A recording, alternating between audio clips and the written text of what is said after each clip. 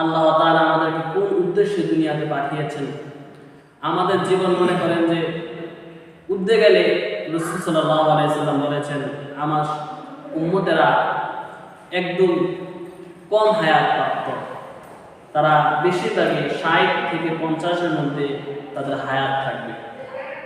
এই হায়াতের মধ্যে আমরা কতটুকু আমল করলাম, কতটুকু আমল করে আমরা আল্লাহ তাআলা লিওয়াজহিল্লাহ সন্তুষ্টি অর্জন করতে পারলাম, এই জিনিসটা আমরা যদি একদিন খেয়াল করতাম তাহলে আমরা বুঝতে পারতাম। মনে করেন 50 বছর বয়স পর্যন্ত আপনি হায়াত পেলেন, মানুষের মৃত্যুর কোনো গ্যারান্টি নেই। 50 বছর বয়স পর্যন্ত আপনি হায়াত পেলেন, এর মধ্যে মনে করেন যে আপনি 50 বছরে যে ঘুমাইছেন, এই ঘুমের সময়টা আপনার 20 বছর, এখানে 20 বছর অতিবাহিত হয়ে গেল। আর আছে কত বছর? 50 বছরের মধ্যে আর আছে 30 বছর। আপনার গোসল, খানা খাওয়া, যাবতীয় কাজকর্ম, এসব কিছু সময়গুলোকে ধরলাম 10 বছর।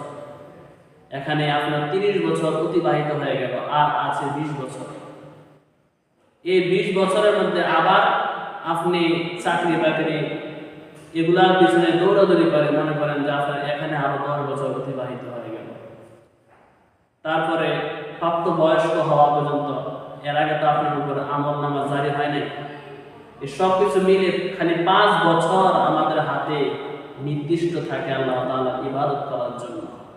এই 5 বছরের মধ্যে এই সময়টা যদি 5 বছর সময়টা যদি এই 50 বছর বয়সের মধ্যে 5 বছরের সময়টা যদি আমরা আমল নামা খাতার মধ্যে আল্লাহ তাআলার জন্য, আল্লাহর সন্তুষ্টির জন্য আমরা জমা করতে পারি, এটাই হবে আমাদের পরকালের জন্য খোরাক।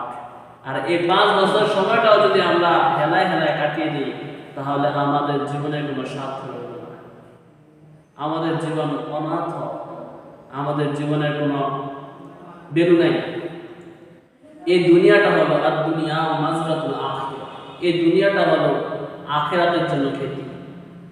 ক্ষেতের মধ্যে আপনি যদি ধান গাছ লাগান তাহলে ঘরের মধ্যে ফসল আসবে, ফলন আসবে ধান। যদি ক্ষেতের মধ্যে আপনি আলু লাগান ঘরের মধ্যে ফলন আসবে আলু। দুনিয়ার জমিনটা হলো মাজরাতুল আখিরাহ, আখিরাতের খেতি। এখানে যদি আপনি নেক আমল করে, আল্লাহ তাআলার রিয়াজত করে, আল্লাহ তাআলার আদরের হাবিবের অনুসরণ করে, অনুকরণ করে আপনি কবরে যেতে পারেন, তাহলে এর জন্য আপনার জন্য থাকবে চিরস্থায়ী জান্নাত।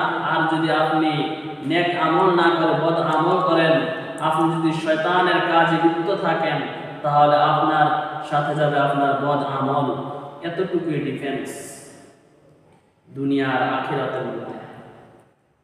আখিরাতের জন্য আমাদেরকে বেশি বেশি নেক আমল করতে হবে, আল্লাহ তাআলার রেজা মঞ্জিল হাসিল করার জন্য, আল্লাহ তাআলার প্রিয় হাবিবের অনুসরণ করে আল্লাহ তাআলার সকল আদেশগুলো আমাদেরকে পালন করতে হবে।